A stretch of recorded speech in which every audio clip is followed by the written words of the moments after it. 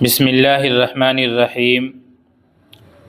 اس سے پہلے آپ کے سامنے وضو کے فرائض کا تذکرہ ہو چکا ہے کہ وضو میں کتنی چیزیں فرض ہیں۔ آج آپ کے سامنے یہ بات رکھی جائے گی کہ وضو میں کتنی چیزیں سنت ہیں۔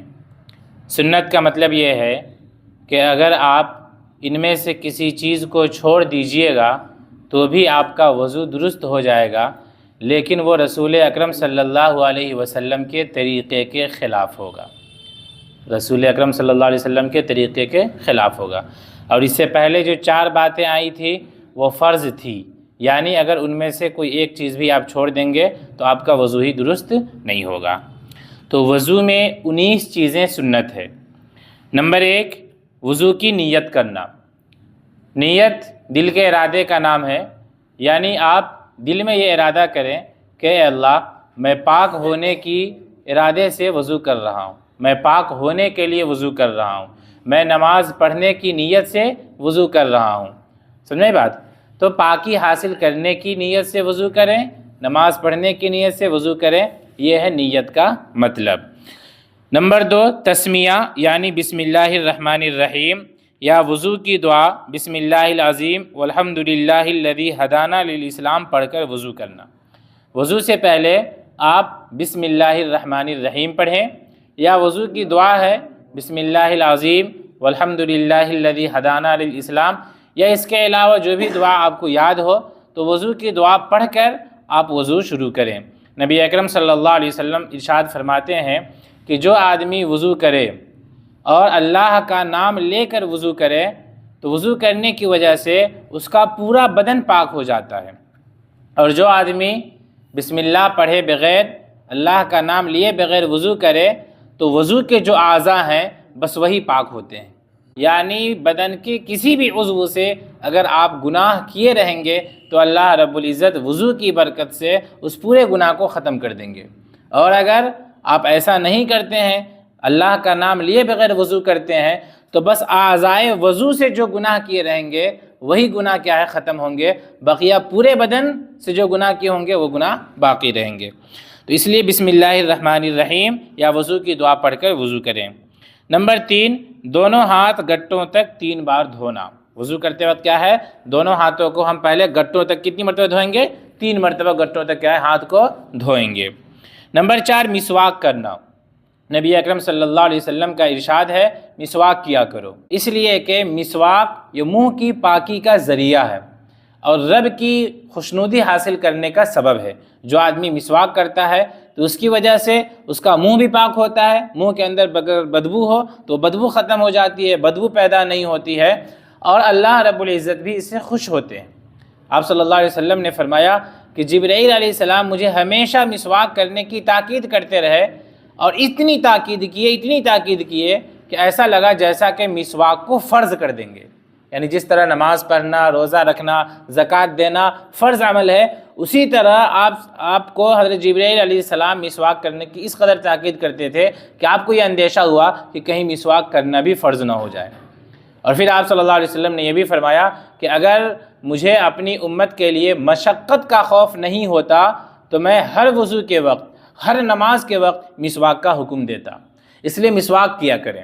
اگر مسواک نہ ہو تو انگلی سے آپ دانتوں کو مل لیں۔ انگلی سے کیا ہے، آپ دانتوں کو مل لیں۔ دیکھیے آج کل لوگ مسواک کے رواج کو ختم کر دیے ہیں، برش استعمال کرتے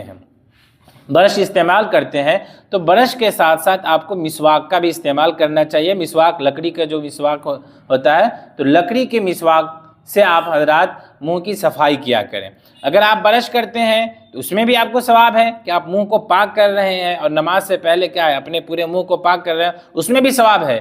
لیکن نبی اکرم صلی اللہ علیہ وسلم جو مسواک کیا کرتے تھے وہ مسواک کا ثواب نہیں ملے گا، اس مسواک کا ثواب نہیں ملے گا۔ سمجھے بات؟ تو اس لیے مسواک لکڑی کا استعمال کیا کریں۔ نمبر 5، 3 مرتبہ کلی کرنا ہے نا، 3 مرتبہ کیا کرنا ہے؟ کلی کرنا ہے۔ نمبر 6، 3 مرتبہ ناک میں پانی چڑھانا، پانی ناک میں ایسے چڑھانا ہے، ٹھیک ہے؟ تو یہ بھی 3 مرتبہ آپ کو کرنا ہے، یہ سنت ہے۔ اسی طریقے سے 7ویں چیز ہے 3 بار ناک صاف کرنا، ٹھیک ہے؟ ناک میں پانی ڈالیں گے اور ناک کو صاف کریں گے۔ نمبر 8، کلی کرنے اور ناک کی صفائی کرنے میں مبالغہ کرنا۔ مبالغے کا مطلب یہ ہے غرغرہ کے ساتھ آپ منہ میں جب پانی ڈالیں نا تو اس کو ہر طرف سے گھمائیں۔ آج کل دیکھیے گا جس کو کینسر کی بیماری ہو جاتی ہے تو ڈاکٹر اس کو بولتا ہے کلا کرنے کے لیے، غرغرہ کرنے کے لیے، پورا ایک دم منہ میں پانی رکھ کر کے ہر طرف اس کو گھماؤ تو اس کا بڑا فائدہ ہوتا ہے۔ تو ہم لوگ جو وضو کریں نا تو اس طریقے سے کہ منہ میں پانی جب ڈالیں، کلی کریں تو پورے منہ میں کیا ہے پانی کو پھیریں جم کر کے۔ اسی طریقے سے ناک میں تو ہم لوگ کیا کرتے ہیں، بس پانی لیا ایسے ایسے کر لیا، نہیں، ناک میں آپ کو پانی چڑھانا ہے۔ ناک میں کیا نا پانی چڑھنا چاہیے، اس کا بھی بڑا فائدہ ہے۔ اگر روزے کی حالت میں ہے تو زیادہ مبالغہ نہ کریں، اس لیے کہ اس کا اندیشہ ہے کہ منہ میں کیا ہے پانی چلا جائے، منہ میں پانی چلا جائے گا تو پھر مسئلہ ہو جائے گا، روزہ ٹوٹ جائے گا۔ تو اس لیے جو ہے نا آپ روزے کی حالت میں مبالغہ نہ کریں، غرغرہ نہ کریں، بس ہلکا کلی کر لیں۔ نمبر 9، چہرہ دھوتے وقت داڑھی کا خلال کرنا۔ جب آپ چہرہ دھو رہے ہیں تو داڑھی کا خلال کریں گے۔ اس سے پہلے والے ہفتے میں میں بتا چکا ہوں کہ اگر داڑھی جو ہے چہرے پر ہو، چہرے کے حد میں ہو تو اس کو دھونا تو ضروری ہے۔ پھر اس میں نے بتایا تھا کہ ہلکی داڑھی ہو یا گھنی داڑھی ہو، لیکن جو داڑھی لٹکی ہوئی ہو، جیسے یہ ہماری داڑھی ہے تو یہ لٹکی ہوئی ہے، تو جو داڑھی چہرے کے حد سے باہر ہو، لٹکی ہوئی ہو، تو اس کو دھونا ضروری نہیں ہے، بلکہ اس کا خلال کرنا ہی کافی ہے۔ دھونا بھی چاہیے گا تو ایک دم پانی آپ ڈالتے رہیے گا، لیکن ہر حصہ اچھا سے دھل بھی نہیں پائے گا، تو اس میں مشقت ہے، اس لیے شریعت نے آسانی دی کہ خلال کر لو۔ خلال کرنے کا طریقہ آگے بھی بتایا جائے گا، اور ابھی بھی بتا دے رہا ہوں کہ خلال کرنے کا طریقہ یہ ہے کہ یہ جو ہاتھ ہے نا، ہاتھ کی ہتھیلی، تو اس ہتھیلی کو اس طرف رکھنا ہے، ایسے رکھیں گے اور ایسے خلال کر لیں گے، ٹھیک ہے؟ ایسے رکھ کر کے ایسے خلال کر لیں گے، پھر ایسے کر لیں گے، ایسے رکھ کر کے ایسے کر لیں گے اور پھر ایسے کر لیں گے، تو یہ داڑھی کا جو ہے نا خلال ہو جائے گا۔ تو یہ ایک افضل طریقہ ہے، باقی کوئی ایسے بھی کرنا چاہے، کوئی اس طریقے سے کر لے تو وہ بھی ہو جائے گا، لیکن سنت طریقہ یہ ہے، بہتر طریقہ یہ ہے کہ آپ اس طریقے سے داڑھی کا خلال کریں۔ نمبر 10، ہاتھ اور پاؤں دھوتے وقت انگلیوں کا خلال کرنا۔ جب آپ ہاتھ اور پاؤں دھو رہے ہو تو آپ کو انگلیوں کا بھی خلال کرنا چاہیے۔ یہ انگلی ہے، اس کا بھی خلال کرنا ہے۔ اس کا خلال کا آسان طریقہ، یہاں پر ایسے رکھیں گے اور ایسے کھینچ دیں گے نا، دونوں کو ایک دوسرے کی پشت پر رکھیں گے اور اس طریقے سے کھینچ دیں گے، اس لیے کہ بہت مرتبہ ایسا ہوتا ہے کہ یہاں جو ہے نا یہ حصہ خشک رہ جاتا ہے، تو یہ خشک رہ جاتا ہے اور آپ کا ہاتھ تر ہے، تو جب خلال کیجئے گا تو اگر خشکی باقی ہوگی تو وہ ختم ہو جائے گی۔ نمبر 11، وضو کے اعضاء میں سے ہر عضو کو 3 مرتبہ دھونا۔ اس میں دیکھنا ہے، کتاب اسی لیے دی گئی ہے کہ اس کو دیکھنا ہے، جب میں سمجھاؤں تو اس کو سمجھنا ہے۔ تو وضو کے اعضاء میں سے ہر عضو کو 3 مرتبہ دھوئیں۔ 1 مرتبہ دھونا یہ تو فرض ہے، لیکن جب آپ 3 مرتبہ دھوئیں گے تو یہ سنت طریقہ ہے، تو 3 مرتبہ دھویا کریں، کوئی بھی عضو ہو اس کو 3 مرتبہ دھوئیں۔ نمبر 12، پورے سر کا ایک بار مسح کرنا۔ مسح 3 بار نہیں کرنا ہے، وہ ایک ہی بار کرنا ہے، لیکن پورے سر کا کرنا ہے۔ چوتھائی حصے کا مسح کرنا تو بالکل ضروری ہے، اگر آپ چوتھائی حصے کا مسح نہیں کیجیے گا تو وضو ہی درست نہیں ہوگا، لیکن پورے سر کا مسح کرنا یہ ضروری نہیں ہے بلکہ سنت ہے، تو پورے سر کا مسح کیا کریں۔ اور مسح کا طریقہ آگے بتایا جائے گا کہ آپ جو ہے نا ٹوپی یا جو کچھ آپ کے سر پر ہے اس کو آپ ہٹا لیجئے اور اس طریقے سے ہاتھ کو رکھنا ہے اور اس طریقے سے کرنا ہے، ٹھیک ہے؟ یہ ہو گیا، تو یہ اتنا حصہ آئے گا، تو انگلی کے حصے سے تو آپ نے یہ سامنے والے کا کر لیا، اور یہ جو آپ کا ہتھیلی جو باقی رہ گیا ہے تو پھر پیچھے سے ایسے کر لیا، سمجھ میں؟ تو اس طریقے سے آپ کو لے جانا ہے اور پھر اس طریقے سے لے آنا ہے، تو یہ سر کا مسح ہو گیا۔ اس کے بعد پھر کان کا مسح کرنا ہے۔ آگے 13 نمبر ہے دونوں کانوں کا مسح کرنا۔ تو کان کا مسح کریں گے تو یہ جو انگلی ہے، یہ شہادت کی انگلی، تو شہادت کی انگلی کو کان میں ڈال لینا ہے، اور کان میں ڈالنے کے بعد ایسے گھمائیں گے، ٹھیک ہے؟ کان میں ڈالنے کے بعد ایسے اس کو گھمائیے گا نا، یہ کان کے مختلف حصے ہیں تو اس میں گھمانا ہے، اور یہ جو حصہ ہے تو اس سے کان کے اس والے حصے کا مسح کرنا ایسے، ٹھیک ہے؟ تو اس طریقے سے جو ہے نا کان کا مسح آپ کر لیجئے گا۔ نمبر 14 ہے ترتیب وار وضو کرنا۔ ترتیب وار وضو کرنے کا کیا مطلب ہے؟ ترتیب وار وضو کرنے کا مطلب یہ ہے کہ جس طریقے سے نبی اکرم صلی اللہ علیہ وسلم سے طریقہ منقول ہے اسی طریقے سے آپ وضو کریں، یہ سنت ہے۔ چنانچہ سب سے پہلے آپ کو گٹوں تک ہاتھ دھونا ہے، دھونے کے بعد پھر کلی کرنا ہے، پھر ناک میں پانی ڈالنا ہے، پھر ناک جو ہے نا وہ صاف کرنا ہے، اس کے بعد چہرہ دھونا ہے، پھر دایاں ہاتھ دھونا ہے، پھر بائیں ہاتھ کو دھوئیں، پھر سر کا مسح کریں، پھر دائیں پیر کو دھوئیں، پھر بائیں پیر کو دھوئیں۔ یہ اصل طریقہ ہے سنت کے مطابق۔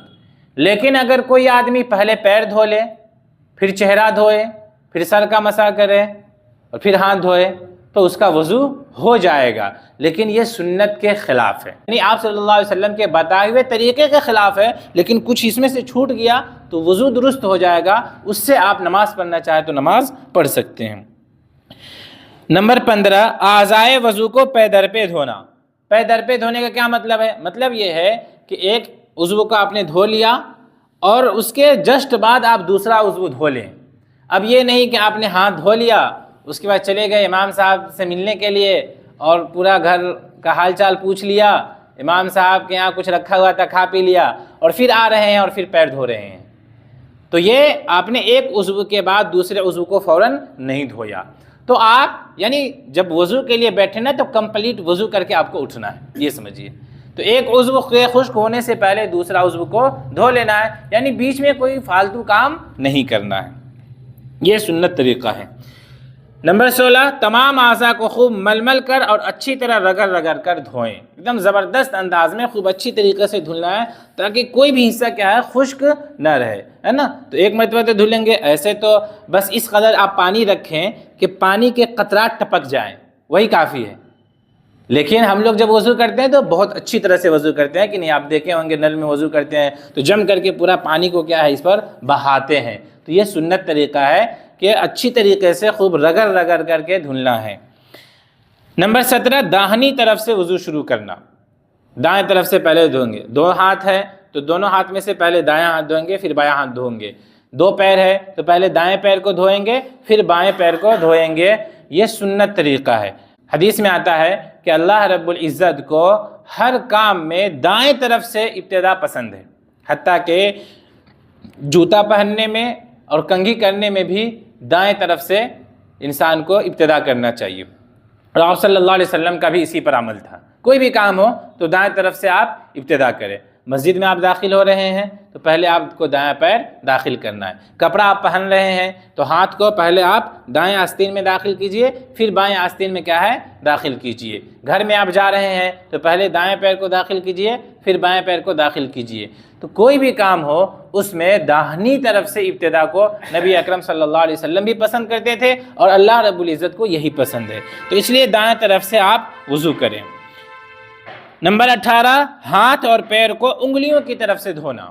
یہ سمجھیے جب ہم لوگ جو دھوتے ہیں نا تو اس طرف سے دھونا ہے، یہ سنت طریقہ ہے نا۔ پانی ایسے لیں گے اور ایسے دھوئیں گے۔ آج کل تو نل کا سسٹم ہو گیا ہے تو اس میں آپ پانی ایسے لیجئے اور آرام سے آسانی کے ساتھ کیا ہے آپ دھل سکتے ہیں، سمجھے بات؟ تو ایسے پہلے آپ کو اس میں جب پانی لیجئے گا تو پانی کو ایسے ہی نہ ڈالیے گا، تو اوپر سے یعنی انگلیوں کی طرف سے دھونا ہے، یہ نہیں کہ نل میں اسی کو داخل کر دیا اور ایسے دھو دیا، تو ایسے یہ سنت طریقے کے خلاف ہے۔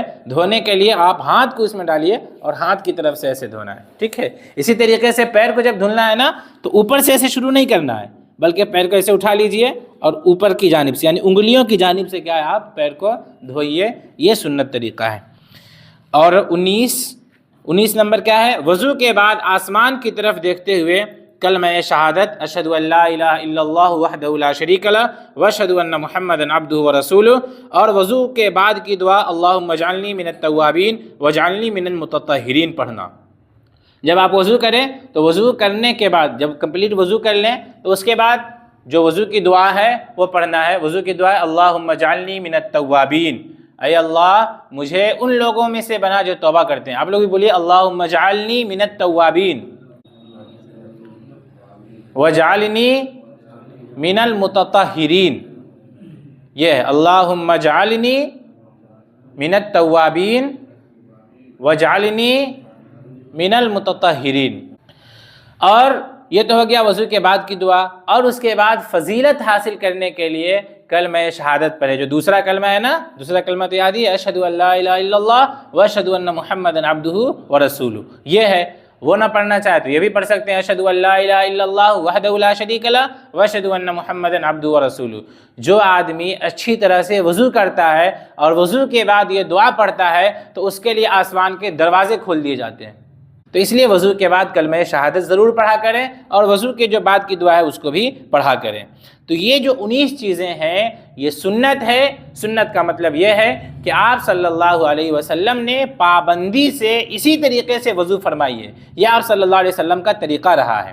اور اس سے پہلے جو 4 چیزیں بیان کی گئی کہ پورا چہرہ ایک مرتبہ دھونا، دونوں ہاتھوں کو ایک مرتبہ دھونا، چوتھائی سر کا مسح کرنا، دونوں پاؤں کو ایک ایک مرتبہ دھونا، وہ فرض ہے۔ یعنی اگر ان میں سے کوئی ایک بھی آپ نہیں کیجئے گا تو وضو درست ہی نہیں ہوگا، نماز پڑھ ہی نہیں سکتے ہیں۔ اور آج جو بتائی گئی ہے یہ سنت ہے، یعنی نماز تو پڑھ سکتے ہیں، وضو تو درست ہو جائے گا، لیکن آپ کو آپ صلی اللہ علیہ وسلم کے طریقے کے مطابق وضو کرنے والا ثواب نہیں ملے گا۔ اور 2 چیزیں مستحب ہیں، اور 2 چیزیں مستحب ہے، وہ کیا ہے؟ وہ یہ ہے کہ ہاتھ پیر دھونے اور مسح کرنے میں داہنی طرف سے شروع کرنا۔ یہ جو ہے نا یہ مستحب ہے، بہتر طریقہ ہے، افضل طریقہ ہے، آپ صلی اللہ علیہ وسلم سے یہ بھی ثابت ہے، لیکن اتنی پابندی ثابت نہیں ہے۔ پابندی ہے تو وہ سنت ہے، اتنی پابندی ثابت نہیں ہے تو وہ مستحب ہو جاتا ہے۔ سنت اگر آپ چھوڑ دیتے ہیں نا، ہمیشہ کنٹینیو اگر آپ سنت چھوڑتے رہیں گے نا تو آپ صلی اللہ علیہ وسلم کی شفاعت سے محرومی ہو جائے گی، آپ صلی اللہ علیہ وسلم کی شفاعت سے محرومی ہو جائے گی۔ اور مستحب چیز کو چھوڑیے گا، اتنی کوئی بہت بڑی بات نہیں ہے، بس یہ کہ آپ نے افضل طریقہ چھوڑ دیا۔ جیسے اچھا سے مثال سے سمجھا دیتا ہوں، جیسے فجر سے پہلے 2 رکعت، یہ سنت مؤکدہ ہے، یعنی آپ صلی اللہ علیہ وسلم نے ہمیشہ کیا۔ یہ اگر آپ چھوڑ دیجئے گا، ہمیشہ چھوڑتے رہیے گا تو گناہ ہوگا، اور آپ صلی اللہ علیہ وسلم قیامت کے دن آپ کی سفارش نہیں کریں گے، اتنی بڑی وعید ہے۔ لیکن عصر کی نماز سے پہلے جو 4 رکعت پڑھتے ہیں تو وہ سنت مؤکدہ نہیں ہے، وہ غیر مؤکدہ ہے، مستحب ہے۔ پڑھ لیا تو بہت اچھی بات ہے، ثواب ملے گا، اور نہیں پڑھا تو کوئی دقت کی بات نہیں ہے، کوئی حرج نہیں ہے، کوئی وعید نہیں ہے۔ تو اسی طریقے سے ہاتھ دھونے میں، پیر دھونے میں اور مسح کرنے میں داہنی طرف سے شروع کرنا یہ مستحب عمل ہے، اور گردن کا مسح کرنا یہ بھی مستحب ہے۔ میں نے بتایا پوری کمپلیٹ جب آپ نے سر کا مسح کر لیا تو اب آپ کو گردن کا مسح کرنا ہے۔ گردن کا مسح اس طرف سے کرنا ہے، پشت کی طرف سے، ٹھیک ہے؟ اس لیے کہ مسح کرنے میں آپ کا یہ والا حصہ بھی ہو گیا ایسے جانے میں، اور ادھر سے جب آپ لائے ہیں تو یہ حصہ بھی ہو گیا، یہ اور یہ دونوں کان میں ہو گیا، اب بچ گیا یہ والا حصہ، تو اس والے حصے سے آپ کو گردن کا مسح کرنا ہے، ٹھیک ہے؟ تو یہ مسح کرنا یہ مستحب ہے، ادھر کا نہیں، ادھر کا مسح نہیں، ہاں گردن پیچھے کی طرف کا، یہ ہے حلقوم، یہ کیا ہے؟ حلقوم ہے، اس کا مسح نہیں، اس کا مسح کرنا ہے۔ باقی وضو میں کون کون سی چیزیں ادب ہے اس کو انشاءاللہ اگلے ہفتے بیان کیا جائے گا۔